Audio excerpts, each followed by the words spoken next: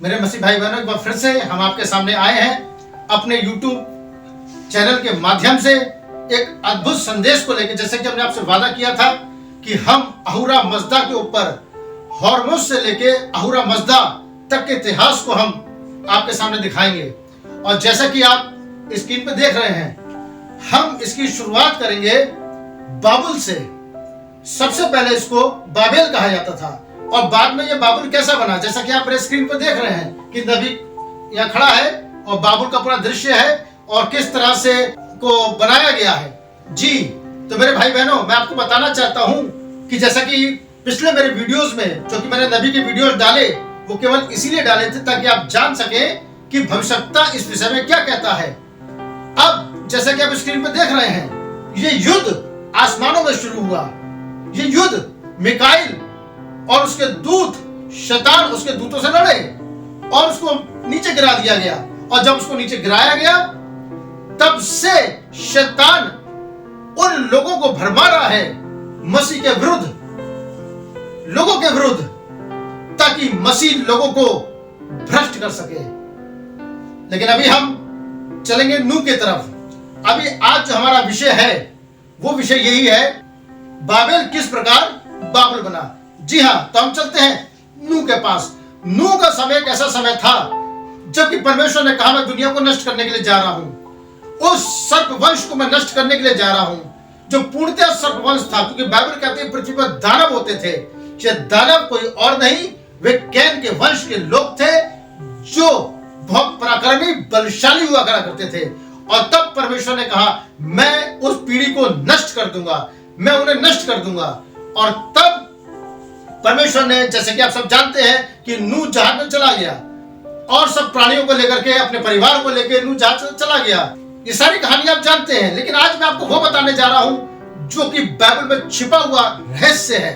तो बाइबल में छिपे हुए रहस्य के लिए हम देखते हैं, जब बरसात रुकी, जल प्रलय रुका, जल प्रलय रुकने का समय जब था, उस समय वो सारी पीढ़ी को परमेश्वर ने नष्ट कर दिया। वे दानव जो अहंकार भरा करते थे, उस समय के परमेश्वर के मानने वालों के विरुद्ध खड़े होते थे, उनको नेस्तनाबूद कर दिया गया। आज उनकी देह मरी हुई हालत में नाव के नीचे कीचड़ में दफन हो चुकी थी। सब कुछ खत्म हो चुका था। नूह अपनी नाव से बाहर निकलता है और जब नूह नाव से बाहर निकलता है, वे उनको देखता है जो बड़े अहंकारी लोग थे, लेकिन अब वो मिट्टी में मिल चुके थे। अब परमेश्वर चाहता था कि पुनः नई सृष्टि को मैं चालू करूं। उसने नूह को आदेश दिया, फूलो फलो और पृथ्वी पे भर जाओ। लेकिन अभी भी हाम के रूप में एक मिक्सचर ब्लड वहां पे था, जिसके अंदर सर्प वंश का बीज पाया जाता था। जी हाँ, हम अपने आने वाले वीडियोस में इन बातों को और क्लियर करेंगे। लेकिन अभी हमारा उद्देश्य बाबेल कैसे बना बाबुल, इस पे है। जी, जब वे जहाज से उतरे, उनके कदम उन अहंकारियों पे चलते हुए शिनार देश की ओर बढ़ने लगे। शिनार देश जो लगभग वहां से 950 या 1000 किलोमीटर के दायरे में था। और फरात नदी पे साथ साथ चलते वे मेसोपोटामिया की सभ्यता की ओर बढ़ने लगे। मेसोपोटामिया की सभ्यता की ओर बढ़ने के बाद वे वहां रहे और लगभग 250-300 वर्षों के अंतराल में वो पीढ़ियां बढ़ने लगी। अब हाम से कूश उत्पन्न हुआ और कूश से निम्रोद उत्पन्न हुआ। अब निम्रोद राजा, जिसके विषय में आज आप बात करना चाहते हैं, जिसने बाबुल नगर को बसाया, ये पराक्रमी राजा था, पराक्रमी योद्धा था। वरन मैं कहना चाहूंगा कि पराक्रमी योद्धा ही नहीं, ये आत्माओं को जीतने वाला व्यक्ति था। और इसने उन आत्माओं से संपर्क स्थापित करना प्रारंभ किया जो इसको विरासत में इसके पिता कूश से मिली। और कूश मूर्ति पूजक हो चुका था। वे दुष्ट आत्माओं से संपर्क करा करते थे, वे मूर्ति पूजा करने लगे थे, वे भूत सिद्धि करने लगे थे। और हम का वंश शैतान की लीक पे चलने लगा। ये वही शैतानी ताकत थी जो स्वर्ग से नीचे गिराई गई थी। अब वो निम्रोद के द्वारा अपना काम करना चाहती थी। निम्रोद सदैव परमेश्वर की इच्छा के विरोध चलना चाहता था, सबसे पहले उसने अपना प्रोपगंडा रखा, जो ये रखा कि आओ हम एक नगर को बसाएं। और उसने शेम के वंश को, यपेत के वंश को अपने साथ लिया, क्योंकि बाइबल बताती है उस समय पूरी पृथ्वी पर एक ही भाषा थी, एक ही विचार था, एक ही जुट होकर वो काम किया करते थे। तब निम्रोद ने उन तीनों वंशों को एक साथ लिया, वे अलग नहीं थे, और उनसे कहा हम एक ऐसे नगर को बनाएंगे कि अगर दोबारा कभी जल प्रलय आती है तो हम नाश ना हो। वे परमेश्वर के द्वारा नूह के समय जब नाश किया गया, इस बात से निम्रोद बहुत खपा था। और वे खपा इसलिए था कि उस पृथ्वी को उस समय जो लोग रहा करते थे वे नाश हो गए थे, वे परमेश्वर की इच्छा के विरुद्ध था। उसने कभी भी नहीं चाहा था कि नाव जैसी कोई चीज हो, प्रलय आए, सब नष्ट हो। लेकिन उसके मस्तिष्क में यह बात थी कि अगर परमेश्वर दोबारा पृथ्वी को नाश करता है तो मेरे पास एक चीज होनी चाहिए जिसमें हम सुरक्षित रह सकें, हमारा कुल सुरक्षित रह सके, हमारा कुल, हमारा वंश सुरक्षित रह सके। और इसके लिए उसने अपनी निगाह को जब उठा के देखा तो उसने पाया कि वहां हनोक का पिरामिड खड़ा था। जी हां, तो निम्रोद परमेश्वर की इच्छा के विरुद्ध, उसके हृदय में यह विचार था कि अब की बार अगर परमेश्वर दुनिया को नष्ट करे तो हमारे पास एक ऐसा आशियाना होना चाहिए जिसमें हम सुरक्षित बच सकें। और तब उसने आंख उठा करके हनोक के पिरामिड को देखा। वे पिरामिड जो हनोक ने जल प्रलय से पहले आदम और अपनी 7 पीढ़ियों की सहायता से बनाया था, लेकिन निम्रोद इस वाली बात को देख रहा था कि पिरामिड में वहां पर कोई नहीं बचा, केवल हनोक उठाया गया और उस समय की पीढ़ी चली गई। और जब उस समय की पीढ़ी चली गई तब जल प्रलय पृथ्वी पर आया और नूह अपने परिवार के साथ नाव में चला गया। अब उसके मस्तिष्क में केवल एक ही विचार था, मैं एक नगर को बनाऊंगा जो नगर सुरक्षित होगा। जिस नगर में झूलते हुए बागों को बनाया गया, जिस नगर का नक्शा स्वर्ग के नक्शे के अनुसार बनाया गया, महल के नगर के चारों तरफ मोटी मोटी दीवारें थीं जिसपे वो रथों की दौड़ किया करा करते थे। दीवारों के साथ झूलते हुए बाग थे, झरने थे, और महल के बीच से फरात नदी बहती थी। और हमारा भविष्यवक्ता कहता है कि ये स्वर्ग के नक्शे को पृथ्वी पर खींच रहा था। जैसा कि परमेश्वर के सिंहासन के सामने से जीवन की नदी बहती है, ठीक महल के सामने से फरात नदी बहती थी। ये बिल्कुल स्वर्ग के नक्शे को पृथ्वी पर खींच रहा था।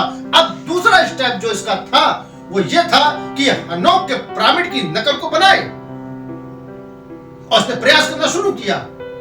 और इसने अपने तीनों वंशों को, और इसने तीनों वंशों के, उनके वंशों को एक साथ इकट्ठा किया। लगभग 250-300 वर्ष गुजर चुके थे और ये शिनार में आ चुके थे। इसने विचार को रखा, वो विचार यही था कि हम इस नगर को बनाएंगे। शुरू में ये विचार बहुत अच्छा लगा, लेकिन ये इसके एक चाल थी। इसकी चाल थी कि मैं उसका शासक बनूंगा, मैं परम प्रधान के विरुद्ध जाऊंगा, मैं परम प्रधान को चुनौती दूंगा।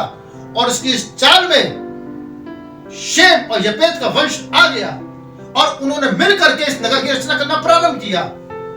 एक ही मन थे, एकजुट थे, एक विश्वास के थे, और उन्होंने पिरामिड बनाना, उसकी नगर को बनाना शुरू किया। जैसा कि आप स्क्रीन पे पीछे देख रहे हैं, वो नगर बननी प्रारंभ हो गई। इसने प्रारंभ कर दिया। अब हनोक का पिरामिड समतल था, उसके ऊपर चोटी का पत्थर नहीं था। इसने अपने पिरामिड को सीढ़ी नुमा बनाना चाहा, उसके अंदर कक्षों को बनाना चाहा। जैसा कि आज की भाषा में हम कह सकते हैं, फ्लैट्स बनाने चाहे कि अगर कोई विपदा आती है, कोई परेशानी आती है तो हम भाग के मीनार के फ्लैट्स में घुस जाएंगे और सुरक्षित बच जाएंगे। जी हां, वो इस काम को कर रहा था।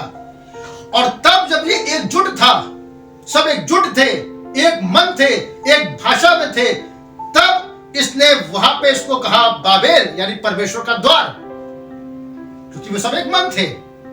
लेकिन जब परमेश्वर ने देखा तो उसने किसी अन्य हथियार का प्रयोग नहीं किया, उसने एक छोटे से हथियार का प्रयोग किया परमेश्वर ने, और वो हथियार था कि उनकी भाषा में गड़बड़ी को डालना। और जब उनकी भाषा में गड़बड़ी को डाला गया, तब से ये बाबुल कहलाया, अर्थात कंफ्यूजन वह कंफ्यूजन पैदा हो गया। और अगर आप ध्यान दें तो आप पाएंगे कि भाषाओं में गड़बड़ी एक कंफ्यूजन के द्वारा बाबुल बना। लेकिन पहले यह बाबेल था, यानी परमेश्वर का द्वार, क्योंकि इसका नक्शा स्वर्ग के नक्शे पे आधारित बनाया जा रहा था। देखिए, अगर आप ध्यान दें तो आप पाएंगे पेंतिकुस्त के दिन परमेश्वर ने तमाम लोगों को जिनको इकट्ठा किया था, एक ही भाषा के रूप में अपनी वाणी को सुनाना शुरू किया।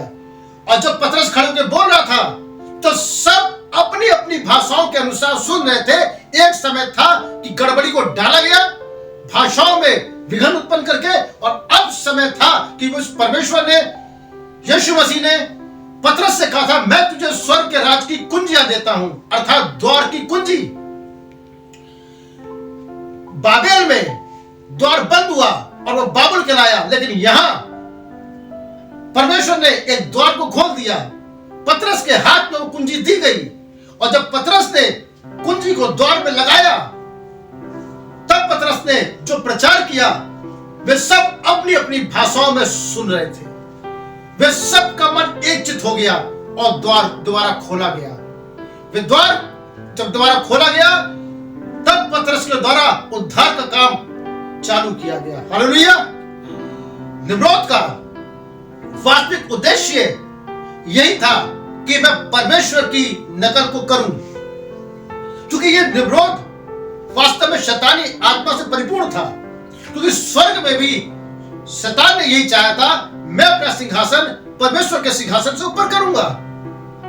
और इसकी वही बात, इसका वही विचार यहां प्रबल हो रहा था। यहां वो अपनी इच्छा से, अपने तरीके से लोगों को भरमा करके एक बाबुल बनाना चाह रहा था, एक बाबेल बनाना चाह रहा था। लेकिन परमेश्वर ने उस बाबेल को निरस्त करा और वो बाबुल बन गया। और जैसे कि आप स्क्रीन पर देख रहे हैं कि शेम, हाम और यपेत का वंश, हम अपने अगले वीडियो में इसको लेंगे। शेम, हाम और यपेत का वंश वो किन किन दिशाओं के अंदर गया और किन किन दिशाओं में जाकर के वे कैसे मूर्ति पूजक हुए, और परंतु इनके पास वो लेख थे जो हनोक के द्वारा मतुशेल को दिए गए थे। क्योंकि हनोक की पुस्तक उसके 89 अध्याय के पहले पद में हनोक मतुशेल से कहता है कि जो बात मैं तुझे बताता हूं उसे लिख ले और ये आने वाली पीढ़ियों को सुनाई जाए। वो पुस्तक नूह के माध्यम से इनके पास तक पहुंची और तीनों के पास वो पुस्तक थी जिसमें कि नाव का जिक्र था, जिसमें हनोक का जिक्र था, जिसमें वो सारी कथाएं थी। और अगर आप देखें तो पाएंगे कि हर धर्म में, हर जाति में आज भी नूह और उस प्राचीन गाथाओं का अंश पाया जाता है जो कि बाइबल में पाई जाती है, लेकिन विकृत रूप से। आप देखें तो आप पाएंगे कि हर धर्म के अंदर कहीं ना कहीं उनके देवी देवताओं में समानता पाई जाती है। क्यों? क्योंकि यह बाबुल से निकला। और जैसा आप मेरे पीछे स्क्रीन पर देख रहे हैं कि 12 आप देवी देवताओं को देख रहे हैं जो बाबुल से निकले। बाबुल से निकल के ये 12 देवी देवता पूरी दुनिया में फैले और भिन्न भिन्न जातियों के ये देवी देवता बने। और होते होते अहुरा मजदा उन सबसे होते हुए लास्ट में मडोना तक पहुंचे। और मडोना तक पहुंच के जैसे कि आप स्क्रीन पर देख रहे हैं, यही मडोना आगे बढ़ के मरियम और यीशु की तस्वीर में बदल गया और ये भेद बड़ा बाबुल बन गया। हम अपने अगले वीडियो में देखेंगे कि किस तरह ये अशेरा और तमाम देवी देवता और अहुरा मजदा और सेमेरियस और तमाम नाम के जो देवी देवता आप यहां स्क्रीन पर देख रहे हैं, ये कैसे एक ही जुट, एक ही तंत्र से मिले हुए थे जो कि बाबुल से भेद बड़े बाबुल की ओर बढ़ रहे थे, जो आज पाया जाता है। यहां ये मूर्तियों के रूप में थे, लेकिन अब ये मानवों की आत्मा में शामिल हो चुके थे, मानवीय आत्माओं का भाग हो चुके थे।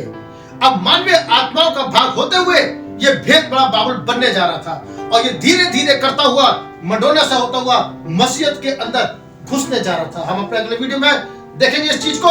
तब तक आप इसका अध्ययन करिएगा कि जो मैंने बताया है वो सत्य है या नहीं, क्योंकि अब तक बहुत से लोग केवल यही जानते थे कि निम्रोद एक राजा था जिसने मीनार बनाई, लेकिन हम नबी के वचन के अनुसार आपको बताते हैं कि वो स्वर्ग का नक्शा पृथ्वी में खींच रहा था, वरन हनोक के पिरामिड की नकल को वहां बना रहा था, जिससे परमेश्वर नाराज हुआ। जी हाँ, और तब वहां गड़बड़ी डाली गई और वे जगह जगह पे बट गए। और कैसे वो बटे, कहां कहां पहुंचे, उनसे क्या क्या जातियां उत्पन्न हुई, कैसे उनके देवी देवता है, इसको हम अपने अगले वीडियो बताएंगे। तब तक आप सबको एक बार फिर God bless you, praise the Lord, आमीन।